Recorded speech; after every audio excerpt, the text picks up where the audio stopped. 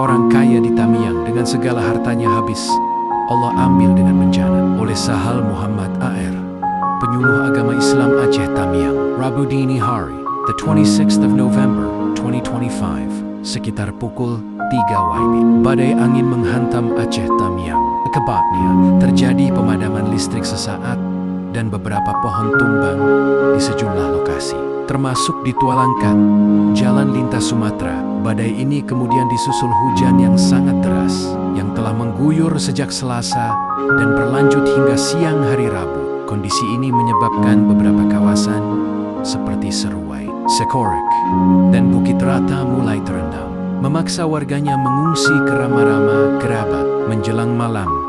Setelah Isya sekitar pukul 21, air mulai memasuki kampung dalam, daerah tempat tinggal kami. Padahal, menurut penuturan warga setempat, kampung ini belum pernah terendam air, bahkan saat banjir besar sekalipun. Namun, kami menyaksikan sebuah keanehan. Meskipun ketinggian air baru sebatas betis orang dewasa, arusnya sangatlah deras. Ini menunjukkan air datang dari luapan sungai dari atas gunung, bukan tergenang. Sekitar jam 21:47, air akhirnya masuk ke dalam rumah kami. Saya dan keluarga paman segera naik ke lantai 2 untuk menyelamatkan diri. Kami tidak sempat membawa banyak barang, seperti makanan, pakaian, dan obat-obatan, karena kami memperkirakan air hanya akan naik setinggi lutut atau sepinggang. Namun, Allah berkehendak lain.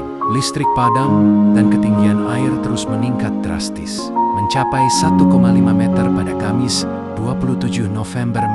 Pada pagi hari Kamis itu, melihat kondisi air yang semakin tinggi, kami mencoba turun ke lantai dasar untuk mengambil beberapa makanan yang masih terselamatkan di dapur, serta gas dan kompor agar bisa memasak. Saat itu, sinyal ponsel masih hilang timbul, dan menjelang siang, sinyal hilang total. Air terus naik dengan gelombang yang semakin besar di depan rumah. Kami juga melihat beberapa narapidana yang dilepas berjalan perlahan melewati genangan air setinggi leher orang dewasa, mencari tempat berlindung. Namun, banyak yang menolak mereka karena statusnya sebagai narapidana, dan beberapa rumah juga sudah sangat sesak di lantai 2-nya. Seperti rumah kami yang berukuran 3 kali 3 meter, menampung 7 orang, Termasek One Balita, dan rumah tetangga kami yang menampung 30 orang. Meskipun demikian, alhamdulillah, beberapa toko yang memiliki lantai 2 bersedia menerima dan menolong mereka. Sekitar pukul 10 pagi, air dan arus terus bergejolak, menabrak beberapa rumah hingga merobohkannya. Salah satu korbannya adalah Alfamart yang berada tepat di depan rumah kami. Dinding belakangnya jebol, menumpahkan seluruh isinya. Semua makanan menyebar dan tersangkut di beberapa rumah, memudahkan orang-orang yang sudah tidak sempat menyelamatkan makanannya untuk memungutnya. Beberapa anak remaja yang berani berenang dan naik di atas atap rumah-rumah. Warga pun ikut mengambil makanan dan menyalurkannya. Menjelang asar, ketinggian air semakin kencang dan mencapai sekitar 3 meter, sehingga tidak ada satu orang pun yang terlihat mencoba berenang atau turun. Semuanya hanya bisa melihat dan menunggu, berharap air segera surut. Di pagi hari, kami sudah mencoba menghubungi tim SAR, namun mereka tidak dapat menolong. Hanya menyarankan untuk evakuasi mandiri dan bertahan di lantai 2. Kami juga menghubungi BPBD, tetapi tidak ada jawaban. Situasi semakin mencekam karena arus dan airnya semakin kuat dan tinggi.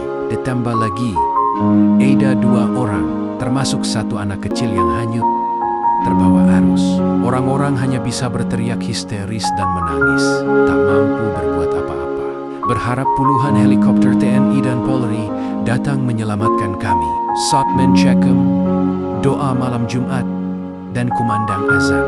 Hingga akhirnya malam tiba, situasi pun semakin genting. Hanya tersisa beberapa anak tangga lagi sebelum air mencapai lantai kedua.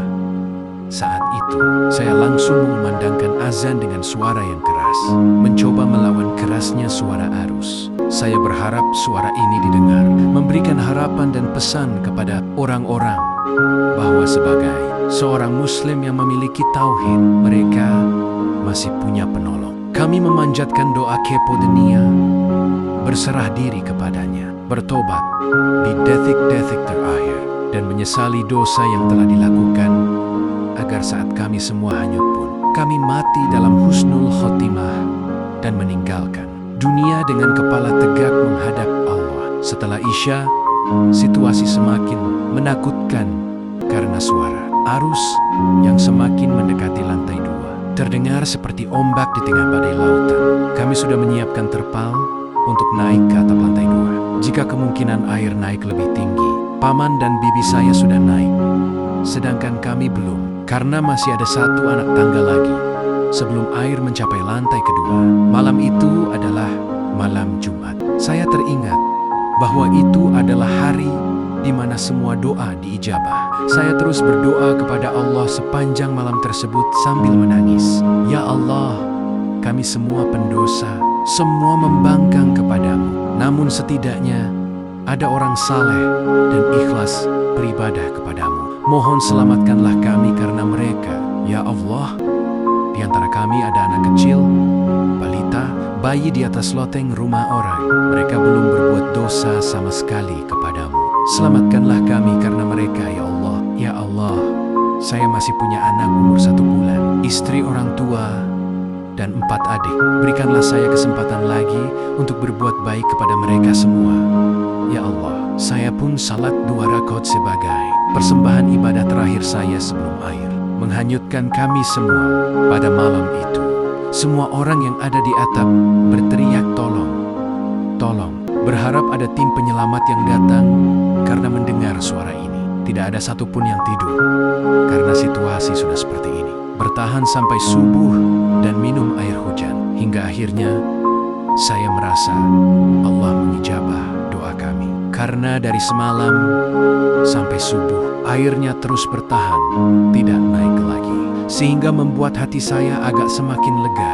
Namun tantangan baru kembali datang. Air masih setinggi sekitar 5 meter. Dan arusnya tidak ada yang sanggup menerjang. Makanan dan air minum sudah menipis. Beberapa bayi pun sudah kelaparan.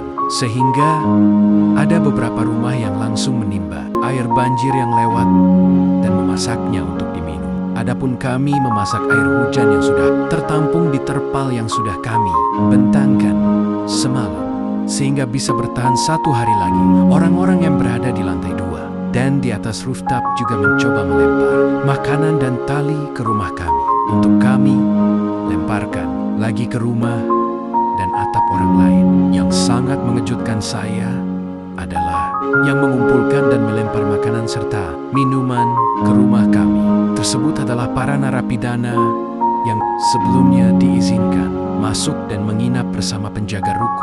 Para narapidana yang sebelumnya diusir dan ditolak hampir oleh seluruh rumah warga, pada hari itu justru lebih layak diberikan bintang penghargaan pahlawan daripada pejabat-pejabat hari ini. Mereka lebih manusiawi, lebih simpati, dan lebih bisa diandalkan daripada tim SAR, aparat, dan pejabat negeri ini. Singkat cerita, air perlahan surut mulai Jumat hingga Ahad pagi. The 30th of November 2025 saat air surut. Semua orang langsung turun untuk cari makan dan minuman di puing-puing reruntuhan rumah. Kami saling bertemu, menanyakan nasib dan keadaan sesama, saling menangis haru karena Allah masih memberikan kami kesempatan untuk melihat matahari dan beribadah kepadanya. Dari Ahad sampai Rabu 30 November 3 Desember orang-orang mencari makanan, gas, mencuci sisa pakaian yang berlumuran lumpur untuk digunakan lagi. Kami mendengar kabar dari pejalan kaki dari arah Medan ke Banda Aceh dan sebaliknya. Mereka berjalan kaki, berenang di genangan banjir untuk melanjutkan perjalanan kembali ke kampung, melihat saudara mereka di Tamiang. Rabu 3 Desember tahun 2025, saya memutuskan untuk meninggalkan Tamiang, berjalan dan menumpang truk yang lewat dan tiba di Langsa. Di sana, kami langsung mendapatkan sinyal dan menghubungi keluarga yang sudah mencari dan menantikan kabar kami di Tamiang. Allah memberikan cobaan ini untuk kita renungkan bersama, bahwa harta itu jika bukan kita yang meninggalkannya, maka dialah yang akan meninggalkan kita. Orang kaya di Tamiang dengan segala hartanya habis, Allah ambil dengan bencana. Jangan tamak dan serakah, rajinlah bersedekah, karena itu semua bukan milik kita. Saat bencana, segala harta yang kita miliki sudah tidak bernilai lagi. Kita tidak risau saat melihat mobil, motor, rumah, dan segala isinya hancur dan rusak. Kita bersyukur bahwa Allah masih menyisakan kita nyawa. Jadikanlah Allah sebagai penjaga dan penolongmu. Berharaplah kipodenia dalam segala hal. Saya berharap agar bantuan segera datang dan masuk ke Tamiya. Mereka butuh obat, makanan, air bersih, tempat tinggal, pakaian, dan lainnya. Saya mohon dengan sangat agar tidak ada korupsi dari bantuan ini. Kalau kalian tidak mampu, maka biarkan orang dan negara lain membantu. Umar bin Khattab saja tidak bisa tidur jika ada satu saja rakyatnya kelaparan.